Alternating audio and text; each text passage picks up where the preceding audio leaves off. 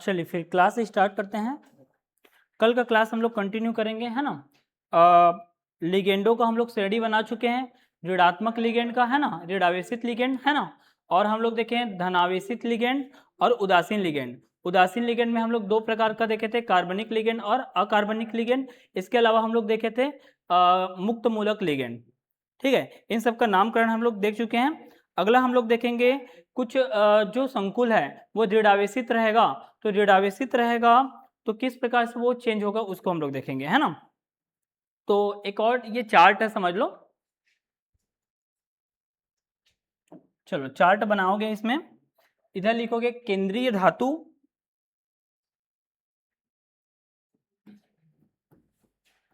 केंद्रीय धातु लिखोगे, और इस साइड में लिखोगे बदला हुआ नाम, बदला हुआ नाम। ठीक है, बदला हुआ नाम। तो इसमें क्या क्या है देखो, यहां पर लेंगे हम लोग, इसमें नंबरिंग आप डाल ले रहो, 1 2 3 4 5 6 7 8 9 10। ठीक है, हम लोग पहला ले रहे हैं CR। ठीक है, पहला CR। दूसरा लेंगे PT, PT। तीसरा लेंगे ZN,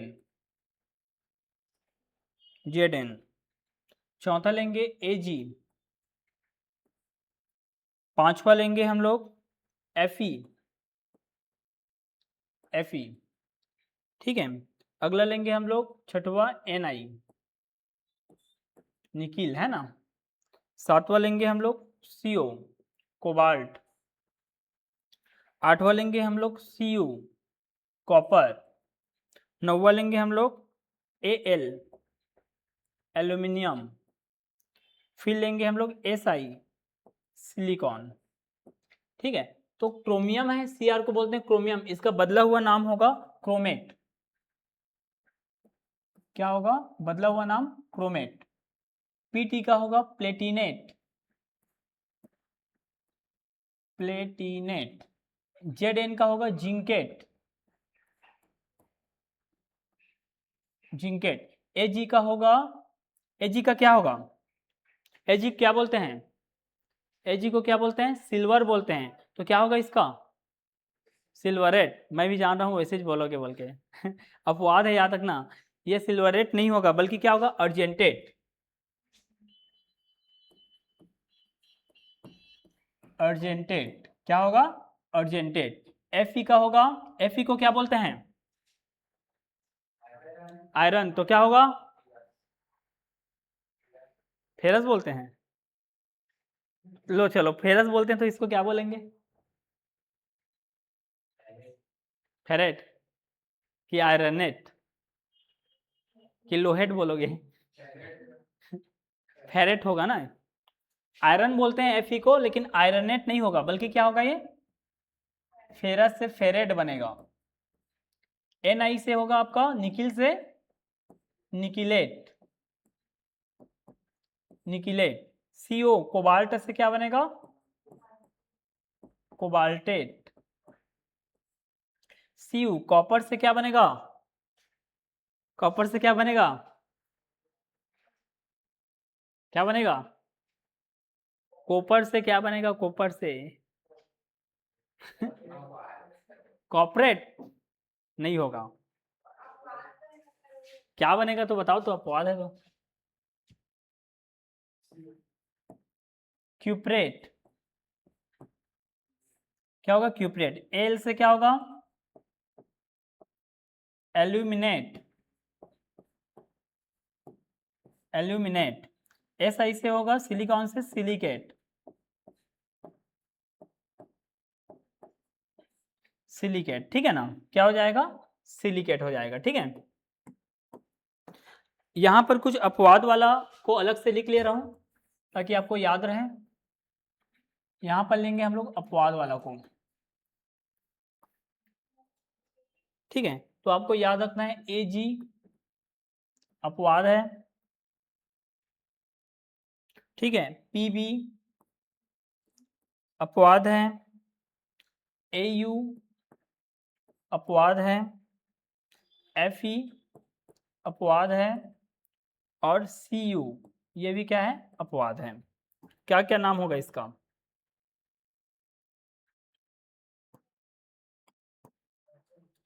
Ag का अभी लिखवाया हूं मैं इधर, क्या होगा? Argentate, argentate.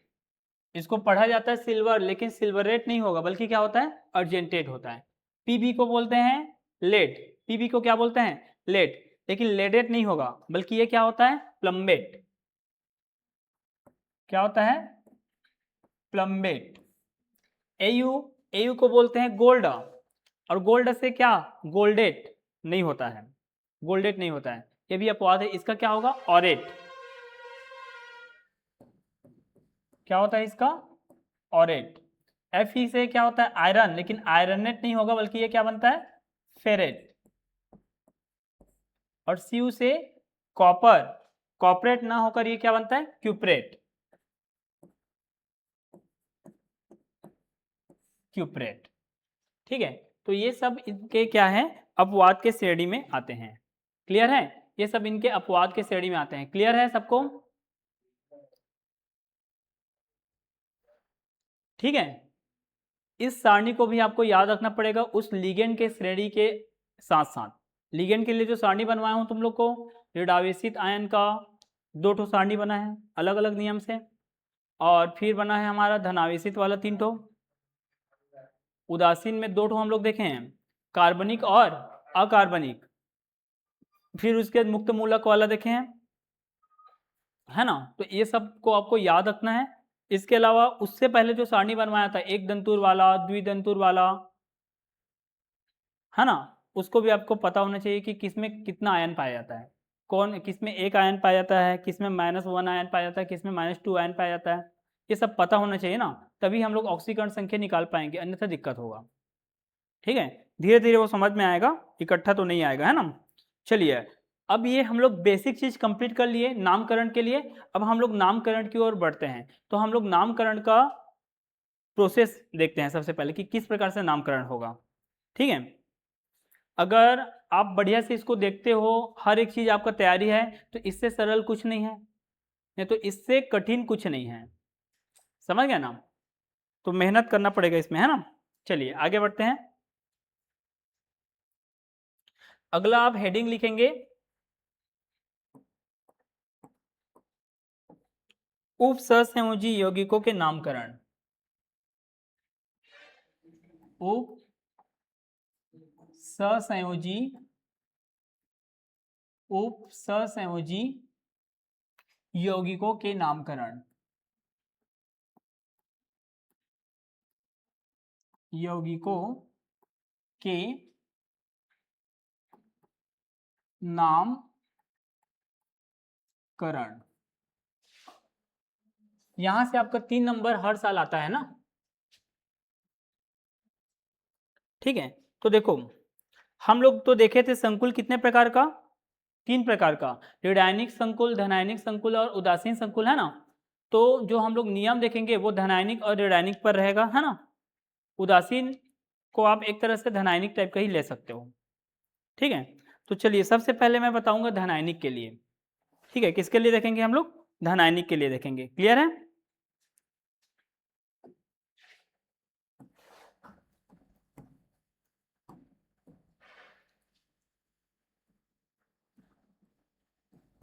धनायनिक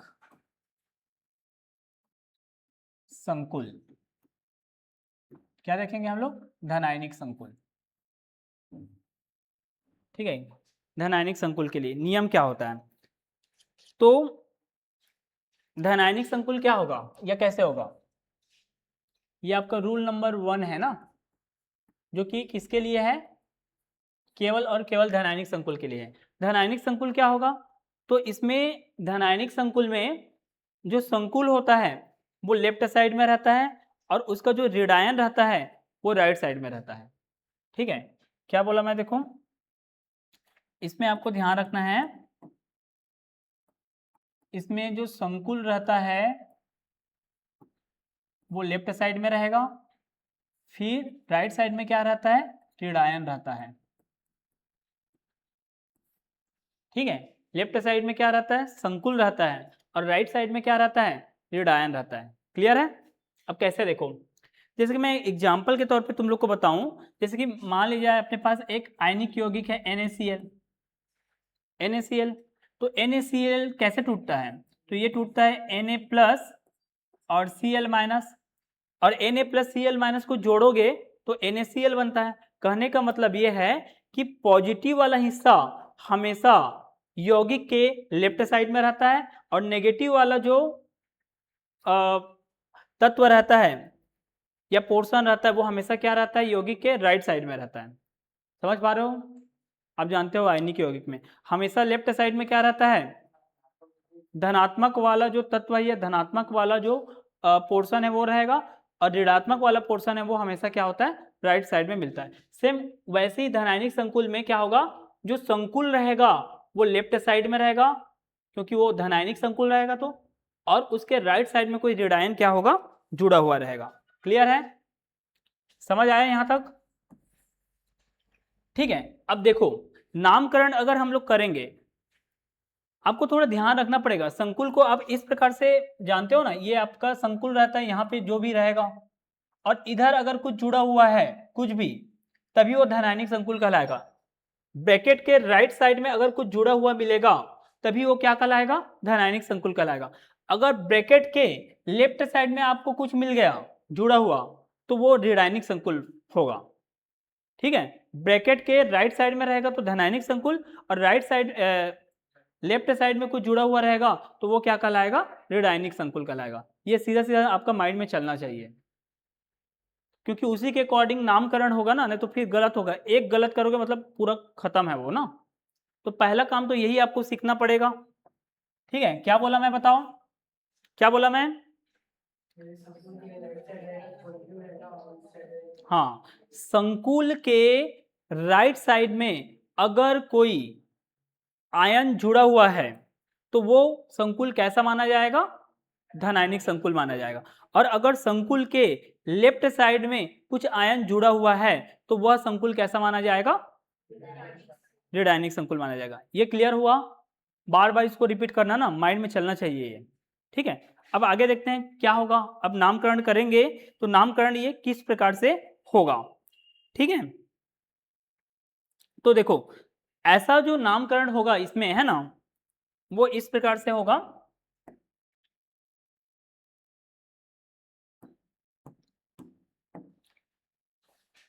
सबसे पहले नाम लिखा आएगा किसका, अब देखो संकुल में क्या रहता है, लिगेंड रहता है और केंद्रीय धातु परमाणु रहता है, दो चीज तो रहता है।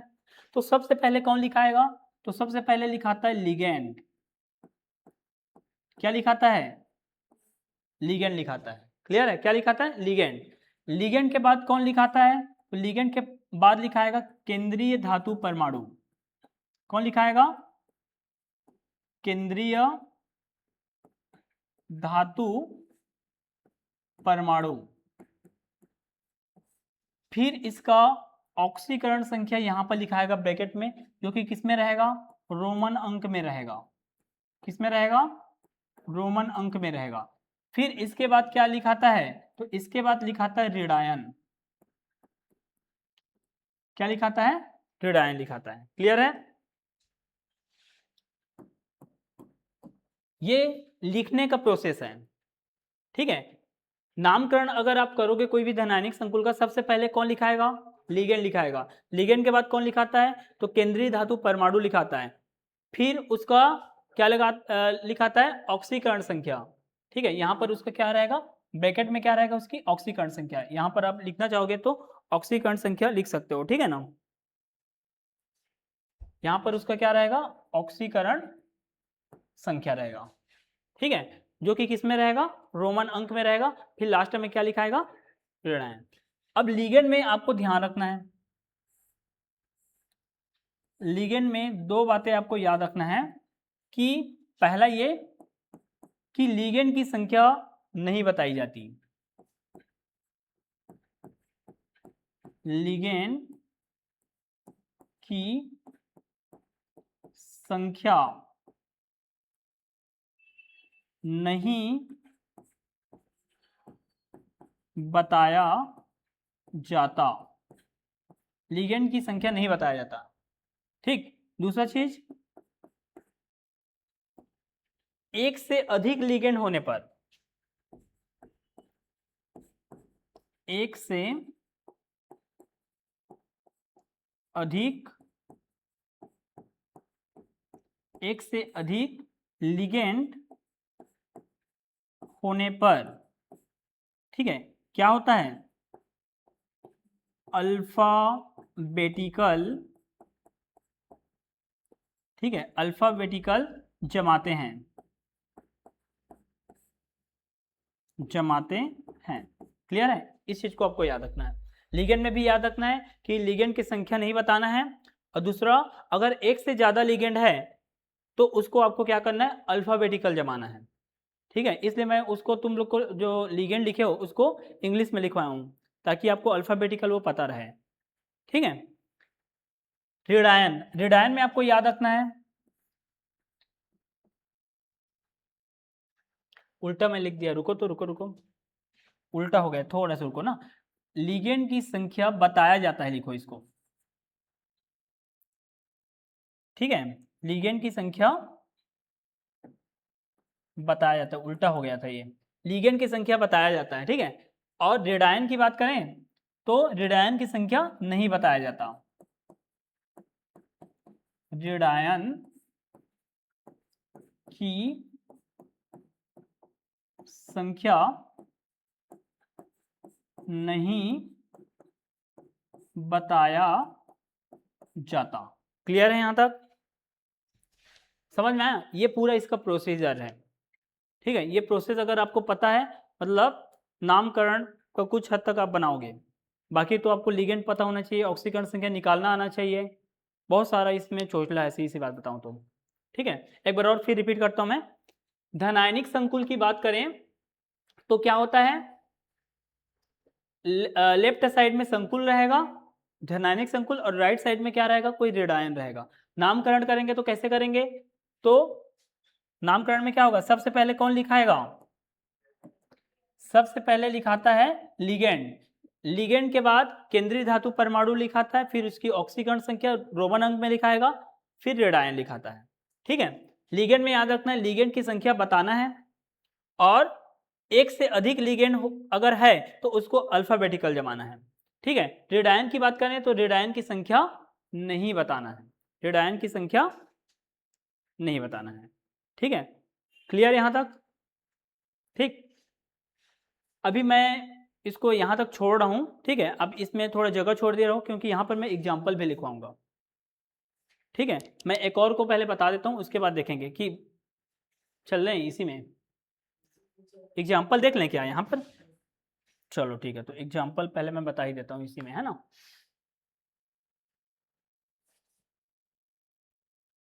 चलो अगले पेज में देख लेते हैं।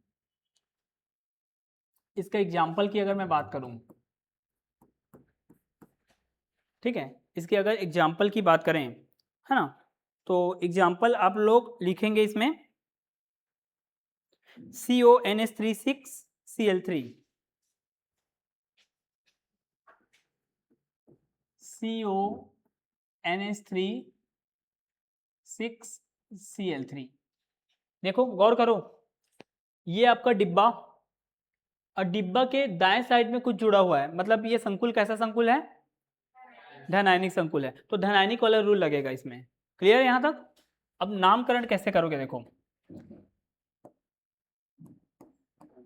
सबसे पहले कौन लिखाता है, ये लिगेंड है, NH3 क्या है, लिगेंड है, और लिगेंड का संख्या बताना है, कितना है लिगेंड, 6 है, तो क्या लिखेंगे 6 एमीन, ऐसे लिखेंगे ना, नहीं लिखेंगे ऐसे, कैसे लिखेंगे फिर, आपको केमिस्ट्री का गिनती पता होना चाहिए, कम से कम 1 से लेकर 10 तक। एक को बोला जाता है मोनो, 2 को बोलते हैं डाई, 3 को बोलते हैं ट्राई, 4 को बोलते हैं टेट्रा, 5 को बोलते हैं पेंटा, 6 को बोलते हैं हेक्सा, 7 को बोलते हैं हेप्टा, 8 को बोलते हैं ऑक्टा, 9 को बोलते हैं नोना, 10 को बोलते हैं डेका। तो ये 10 तक का गिनती आपको पता होना चाहिए, तब बनेगा। ठीक है, तो यहाँ पर 6 है, NH3 कितना है 6, 6 को क्या बोलते हैं हेक्सा। तो यहाँ पर लिखेंगे हम लोग हेक्सा। एक चीज और ध्यान रखना है, जो भी आप नाम लिखते हो ना उसको आपको कंटिन्यू लिखना है, गैप नहीं करना है, मतलब जोड़ के लिखना है उसको। क्लियर है? तो ये हो गया हेक्सा। NH3 को क्या बोलते हैं एमीन, तो हेक्सा एमीन। ठीक है, क्या हो गया हेक्सा एमीन। लिगेंड लिखा गया। लिगेंड के बाद कौन, केंद्रीय धातु परमाणु। केंद्रीय धातु परमाणु ये देखो CO, CO क्या है कोबाल्ट, कोबाल्टेट की कोबाल्ट, गधे लोग। अरे तुम्हें रूल बताया ही नहीं हूँ, चेंज होगा बोल के कैसे बोल दे रहे हो कोबाल्टेट है बोल के, गड़बड़ लोग हो भाई, इसलिए मैं दोनों रूल को पहले बताऊंगा बोल रहा था। हेक्साइमिन हुआ, ये क्या हो जाएगा कोबाल्ट, क्या हो जाएगा कोबाल्ट, हेक्साइमिन कोबाल्ट। फिर यहां पर इसका क्या लिखाएगा ऑक्सीकरण संख्या।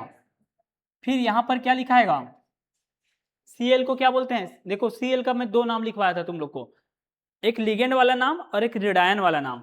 अगर वो लिगेंड की तरह व्यवहार करेगा तो क्लोरिडो, और अगर वो रेडायन की तरह व्यवहार करेगा तो क्लोराइड। तो ये क्या है कि क्लोरिडो, कैसे में याद रखो, ब्रैकेट के अंदर में अगर यही Cl रहता ना तो वो क्लोरिडो होता। ब्रैकेट के अंदर में जो भी पाया जाएगा ना रेडायन वो सब लिगेंड होंगे, लेकिन ब्रैकेट के बाहर में जो भी पाया जाएगा वो सब किसके अंतर्गत आएंगे रेडायन या धनायन के अंतर्गत आएंगे। इधर रहेगा धनायन, इधर रहेगा तो रेडायन। ठीक है, तो ये रेडायन की तरह व्यवहार कर रहे हैं, तो इसको हम क्या लिखेंगे ट्राइक्लोराइड, क्लोराइड ही रहेगा। कैसे में उसका संख्या नहीं बताना है, मैं लिखा हूं ना यहाँ पे रेडायन की संख्या नहीं बताना है, मतलब यहां पर ट्राइक्लोराइड नहीं लिखना है, गलत हो जाएगा। केवल क्या रहेगा वो क्लोराइड, संख्या नहीं बताना है उसका। तो ये क्या हो जाएगा क्लोराइड। समझ आया ये हो गया ना। अरे तो ऑक्सीकरण संख्या निकाले नहीं, कैसे होगा अभी, है ना। ऑक्सीकरण संख्या निकालना है आपको, तो ऑक्सीकरण संख्या निकालने के लिए आपको ध्यान रखना है, ऑक्सीकरण संख्या बताया हूं मैं, है ना। जिसका निकालना रहता है हमेशा ऑक्सीकरण संख्या किसका निकलेगा, तो केंद्रीय धातु परमाणु का निकलेगा। किसका निकलेगा केंद्रीय धातु परमाणु का निकलेगा। तो ये कोबाल्ट का निकलेगा, तो कोबाल्ट का मानेंगे हम लोग X। फिर देखो NH3, NH3 कौन सा लिगेंड है, ऋणात्मक है, धनात्मक है कि उदासीन है, उदासीन है। आपको सीधा सीधा दिमाग लगाना है, अगर उदासीन लिगेंड रहेगा मतलब जीरो, उसमें कोई चार्ज नहीं होता है, तो NH3 की जगह में क्या लिखोगे जीरो। कितने टाइम है ये 6 time is equal to Cl। अच्छा रुक जाओ, फिर देखो Cl में कितना है, Cl क्या होता है एक दंतु लिगेंड होता है ऋणात्मक तौर पे, तो Cl में कितना आयन होता है -1। कितने टाइम है ये 3 टाइम है। इसके ऊपर में कुछ आयन वायन नहीं है, मतलब क्या लिखेंगे यहाँ पर जीरो, बराबर के उस पर क्या लिखेंगे जीरो।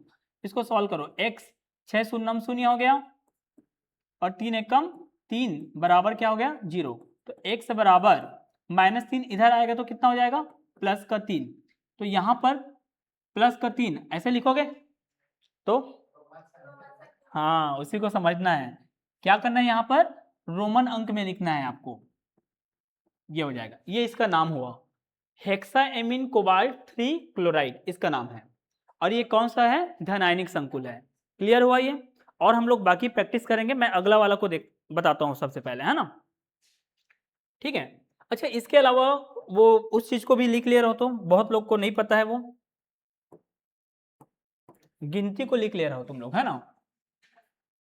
1 2 3 4 5 6 7 8 9 10, 10 तक काफी है।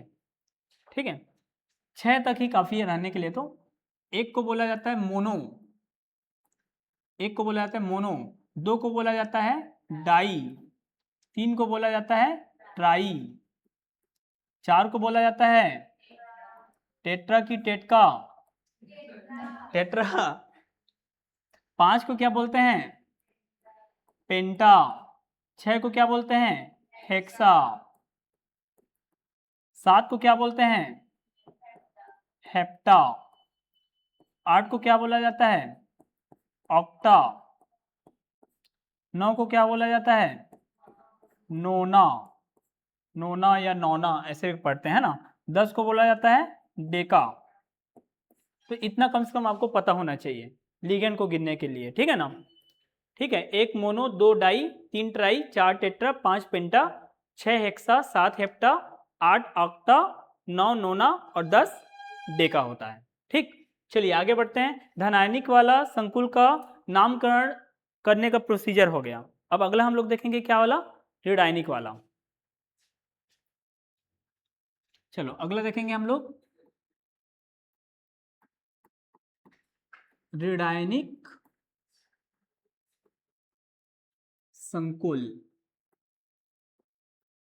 ठीक है, ऋणायनिक संकुल देखेंगे। ठीक है, क्या देखेंगे हम लोग? ऋणायनिक संकुल। तो ऋणायनिक संकुल के अंतर्गत आपको नियम रखना है ना। यह है आपका रूल नंबर 2, जो कि किसके लिए यूज होगा? ऋणायनिक संकुल के लिए यूज होगा। ठीक है, ठीक है। तो देखो ऋणायनिक संकुल कैसे हम जानोगे कि ऋणायनिक संकुल है? तो ऋणायनिक संकुल में जो धन आयन है वो लेफ्ट साइड में रहेगा। पहले क्या रहेगा? धनायन। और धनायन के बाद क्या रहेगा? संकुल रहेगा। अगर ऐसा आपको दिखा, ठीक है, ऐसा अगर आपको दिखा मतलब समझ जाना है कि वो कैसा संकुल है? ऋणायनिक संकुल है। आपको इस बार ब्रैकेट के पहले शुरू में कुछ ना कुछ जुड़ा हुआ मिलेगा आपको। तो अगर वैसे है मतलब समझ जाना वो ऋणायनिक संकुल है। अगर राइट साइड में ब्रैकेट के राइट साइड में कुछ जुड़ा हुआ मिले मतलब समझ जाना है वो धनायनिक संकुल है। क्लियर है ये? ठीक, तो इसका नामकरण अगर हम लोग करेंगे तो ये कैसे होगा? देखो,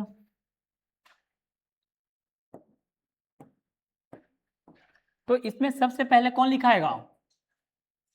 लिगेंड की धनायन, धनायन लिखाएगा। सबसे पहले क्या लिखाएगा? धनायन लिखाएगा।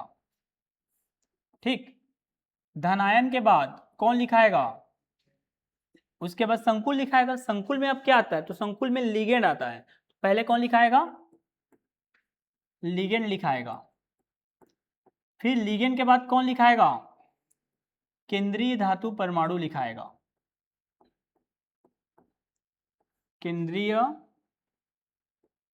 धातु परमाणु ये लिखाएगा।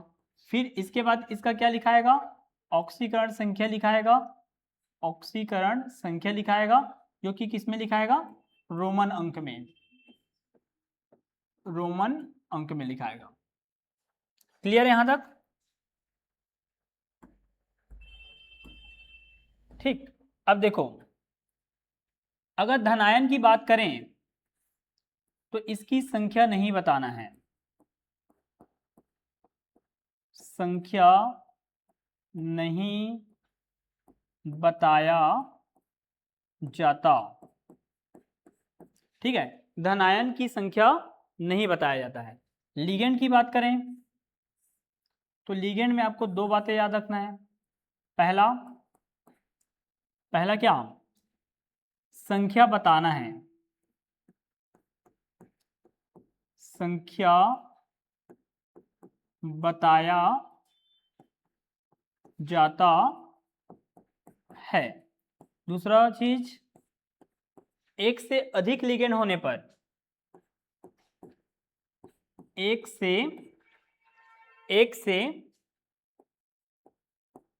अधिक, एक से अधिक लिगेंड होने पर अल्फाबेटिकल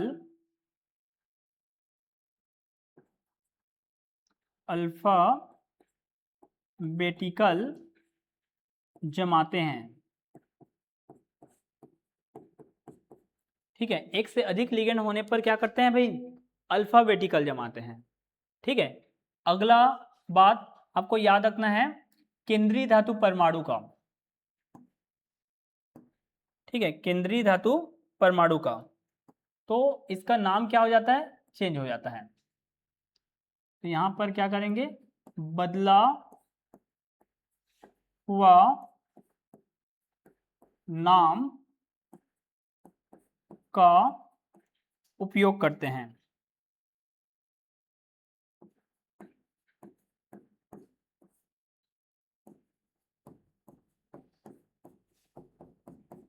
क्लियर है? तो ये इसका प्रोसीजर है। ठीक है, रेडियोनिक संकुल का अगर आप नामकरण कर रहे हो तो आपको ये कंडीशन फॉलो करना है। सबसे पहले किसको लिखोगे आप, धनायन को, धनायन का संख्या नहीं बताना है। दूसरा किसको लिखोगे, लिगेंड को, लिगेंड में आपको ध्यान रखना है लिगेंड का संख्या बताना है। और अगर एक से ज्यादा लिगेंड है, एक से ज्यादा लिगेंड है तो क्या करोगे, उसको अल्फाबेटिकल क्रम में जमाओगे। अगली बात, केंद्रीय धातु परमाणु लिखोगे लेकिन उसका बदला हुआ नाम लिखोगे। फिर उसका क्या लिखोगे, ऑक्सीकरण संख्या लिखोगे जो कि रोमन अंक में लिखाएगा। क्लियर हुआ? ये हो गया इसका प्रोसीजर। चलो इसका एग्जांपल देखते हैं हम लोग।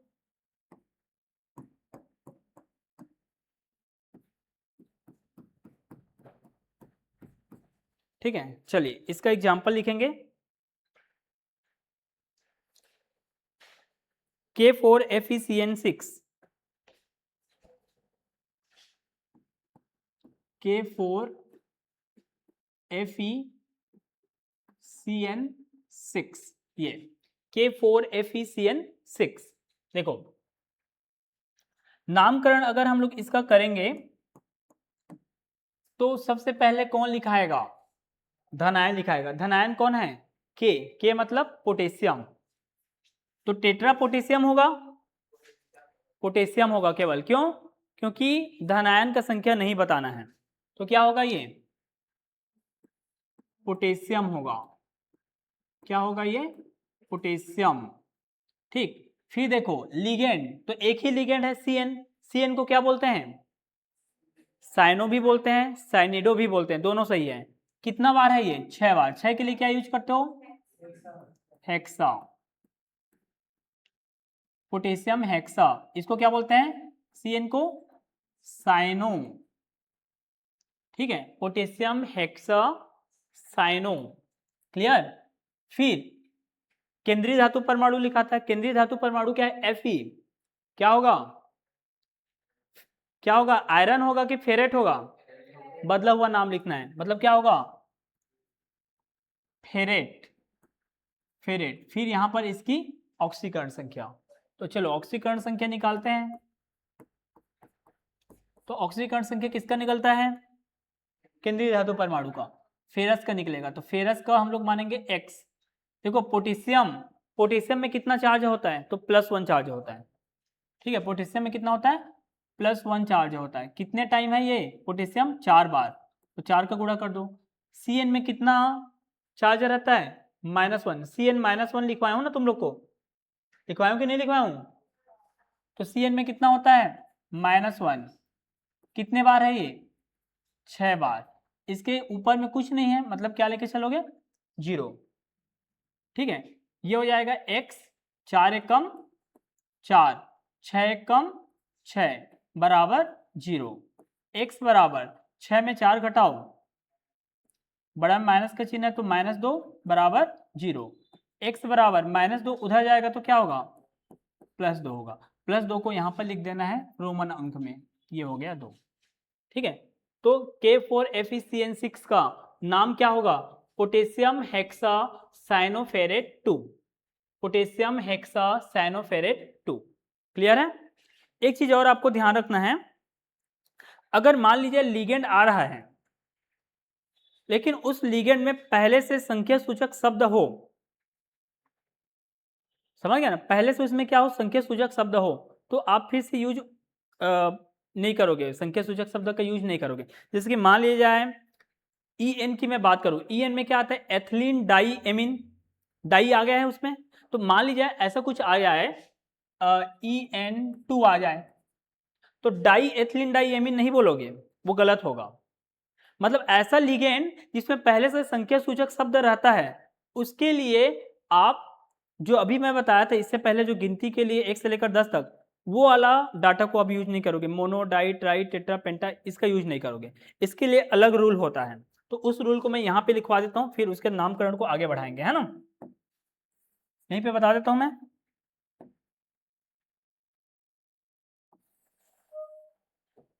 ठीक है, तो आपको ध्यान रखना है, लिखोगे यदि लिगेंड के नाम में स्वयं संख्या सूचक, यदि लिगेंड के नाम में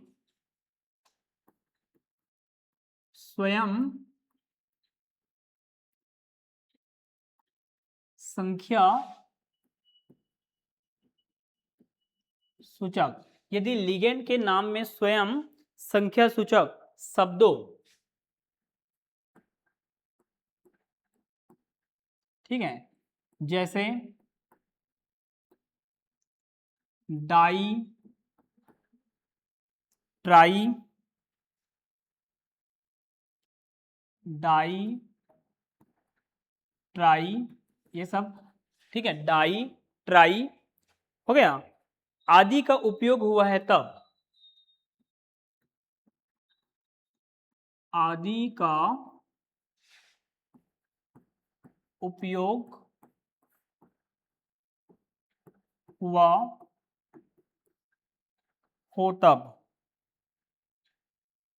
हुआ हो तब, ठीक है। यदि लिगेंड के नाम में स्वयं संख्या सूचक शब्दों, जैसे कि उसमें ऑलरेडी पहले से डाई हो या ट्राई हो या टेट्रा हो, ऐसा है ना, आदि का उपयोग हुआ हो तब ऐसे लिगेंडों की संख्या को, तब ऐसे लिगेंडों की संख्या को निम्नानुसार प्रदर्शित करते हैं, निम्नानुसार प्रदर्शित करते हैं, ठीक है, निम्नानुसार प्रदर्शित करते हैं। कैसे प्रदर्शित करेंगे, तो इसको आपको ध्यान रखना है, ठीक है, इसको आपको याद रखना है। 2 के लिए, 3 के लिए, 4 के लिए, 5 के लिए, 6 के लिए, इतना काफ़ी है। जनरली इतना चाहेगा, है ना, इससे नहीं आएगा। तो 2 के लिए आप यूज करोगे, ठीक है, 2 के लिए आप यूज करोगे 20। 2 के लिए क्या यूज करोगे आप, 20 यूज करोगे। आगे नामकरण रखेंगे तो वहां पे समझ में आएगा ना, है ना। तो फिलहाल जान लो, 2 के लिए क्या यूज करोगे आप, 20। डाई नहीं बोलोगे, जैसे अभी बताया था ना, EN और बाहर में 2 रहेगा, तो डाई एथिलीन डाइएमीन ऐसे नहीं बोलोगे, बल्कि वो क्या लिखाएगा, 20 एथिलीन डाइएमीन ऐसे बुलाएगा वो, समझ गया ना। तो 2 को हम क्या बोलेंगे, 20।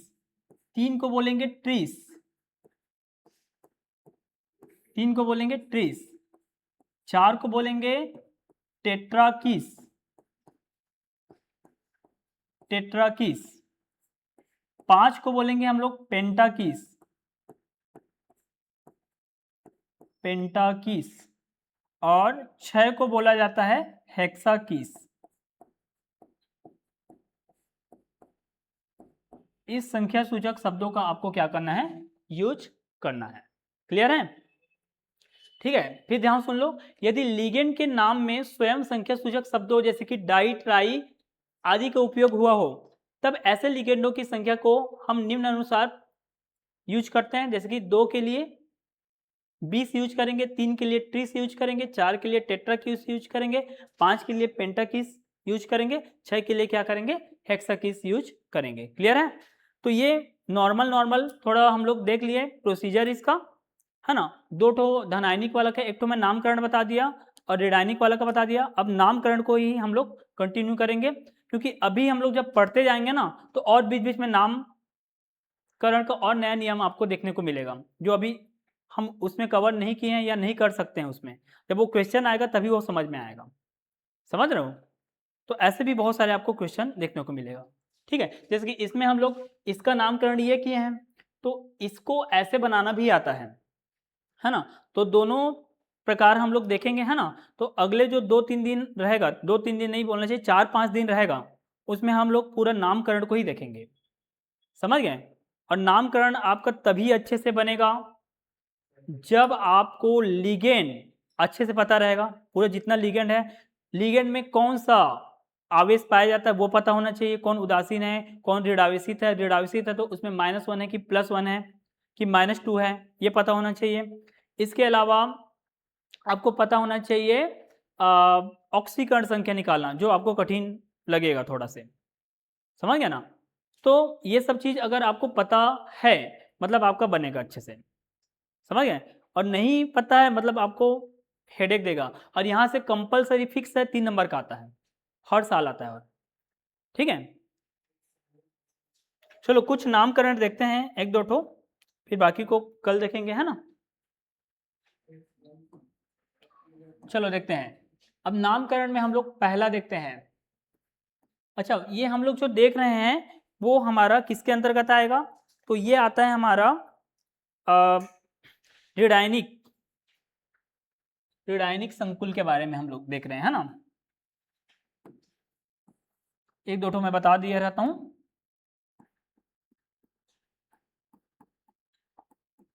ऋणायनिक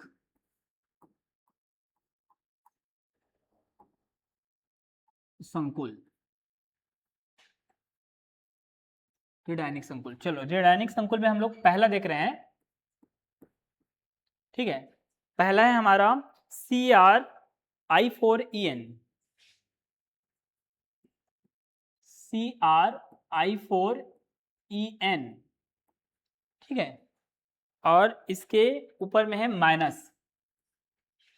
ठीक है, तो इसका नाम क्या होगा देखो। अब चूंकि ये कैसा लिगेंड है, कैसा संकुल है, ऋणायनिक संकुल है, तो ऋणायनिक वाला नियम को आपको फॉलो करना है। समझ गए? तो कैसे होगा देखो, नाम लिखेंगे तो सबसे पहले देखो क्या इसमें धनायन है, नहीं है। क्या इसमें ऋणायन है, कुछ नहीं है। सीधा सीधा हम लोग इसमें इसकी बात करेंगे। तो इसमें देखो लिगेंड की बात करते हैं, तो लिगेंड भी कितना है, 2 है। तो मैं बताया था कि एक से अधिक लिगेंड होने पर वो क्या लिखाता है, अल्फाबेटिकल लिखाता है। ये है आई मतलब होता है आयोडीन। आयोडीन आई से स्टार्ट होता है। ये ईएन होता है एथिलीन डाई एमीन। कहां से स्टार्ट होता है, ई से।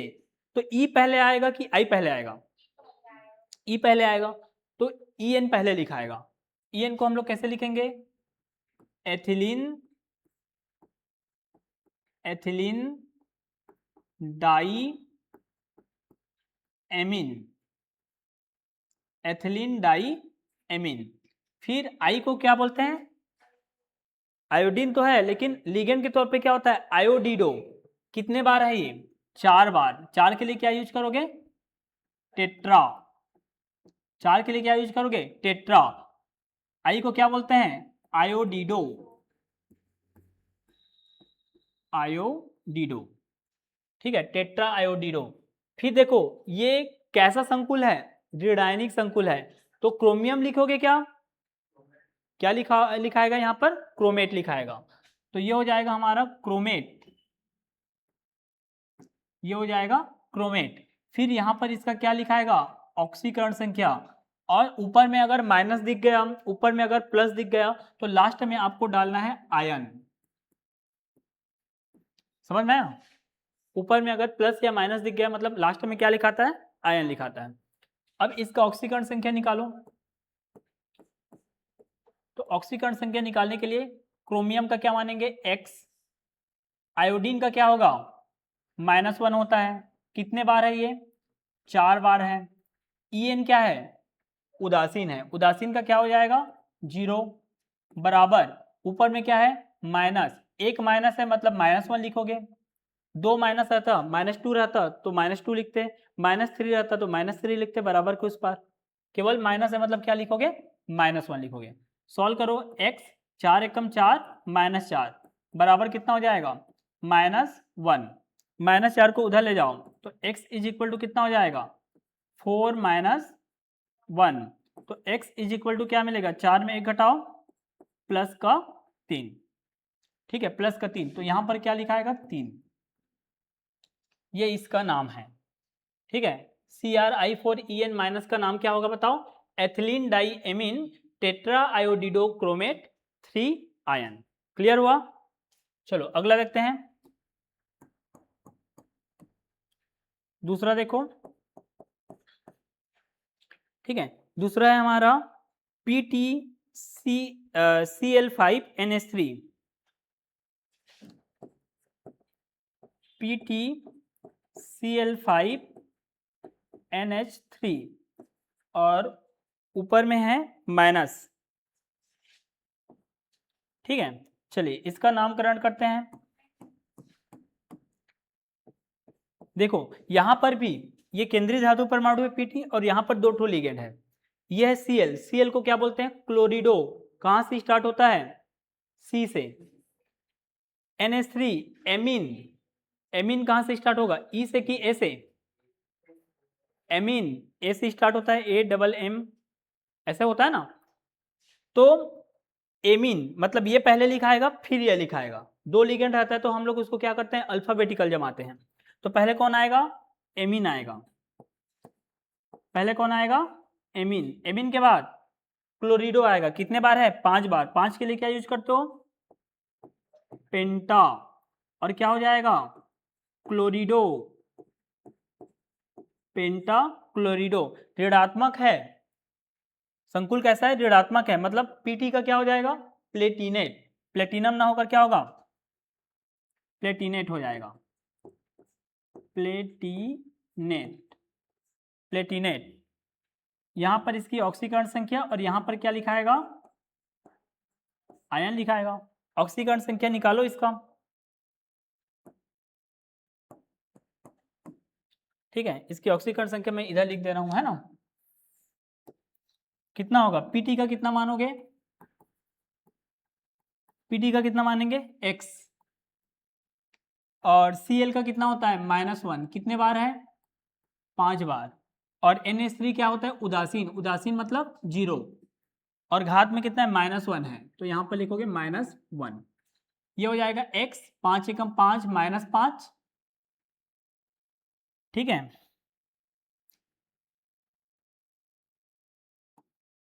हो गया, और इज इक्वल टू कितना हो जाएगा -1, -5 को इधर ले जाएंगे तो x इज इक्वल टू कितना आएगा 5 - 1, तो x बराबर कितना आएगा 5 में घटाओगे प्लस का 4, तो यहां पर कितना आ जाएगा 4 आ जाएगा, कितना आ जाएगा 4। समझ में आया, एमीन पेंटाक्लोरिडो प्लेटिनेट 4 आयन। बिल्कुल याद रखना ये भी नियम है कि जितना भी लिखते हो ना ये सब आपका क्या होगा जुड़ कर लिखेगा, अलग अलग नहीं लिखोगे, एमीन पेंटा क्लोरिडो प्लेटिनेट ऐसे अलग अलग नहीं लिखोगे, सबको क्या करना है आपको जोड़ के लिखना है, चाहे आप उसको हिंदी में लिखो चाहे आप उसको इंग्लिश में लिखो, लेकिन उसको क्या करना है आपको जोड़ के लिखना है। क्लियर है, समझ में आया यहाँ तक, ठीक है। तो बाकी फिर नेक्स्ट क्लास में हम लोग इसको देखेंगे, ठीक है।